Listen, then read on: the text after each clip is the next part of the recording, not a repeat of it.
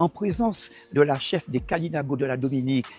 Madame Anderson Ford a été élue chef du territoire Kalinago de la Dominique. Elle est actuellement en mission à Fikitz. Elle a pu donc venir Le 30 mars, à la mairie de Lens-Bertrand, en présence de la chef des Kalinago de la Dominique. Madame Anderson Ford a été élue chef du territoire Kalinago de la Dominique.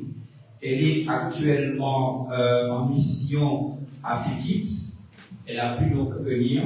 Une question. Saviez-vous qu'auparavant, du côté de la Grande Vigie, vivait un peuple amérindien, les Kalinago, qui avaient été relégués là pour mettre fin à la guerre entre les Européens et les Caraïbes. Pendant de longues années, a vécu là un peuple sur le territoire caraïbe. Et malheureusement, on n'en sait pas grand-chose. Je suis sûr que cela vous intéresse. Si vous voulez en savoir davantage, nous vous invitons le 30 mars à la mairie de Lens-Bertrand, en présence de la chef des Kalinago de la Dominique et bien évidemment sous la présidence de monsieur le maire d'Anse-Bertrand. Généralement, quand on dit Anse-Bertrand, on pense aux plages, on pense aux falaises, on pense aux moulins. Mais il y a aussi ce patrimoine immatériel. C'est l'histoire du peuple amérindien avant la colonisation européenne. Anse-Bertrand, au nord de la Grande Vigie, a tout un territoire de plus de 100 hectares qui était occupé pendant de nombreuses années par ce peuple Kalinago amérindien. Donc je vous invite à venir dimanche et en même temps d'honorer la mémoire de ceux qui, je dirais, ont ouvert le chemin de l'histoire de Lens-Bertrand.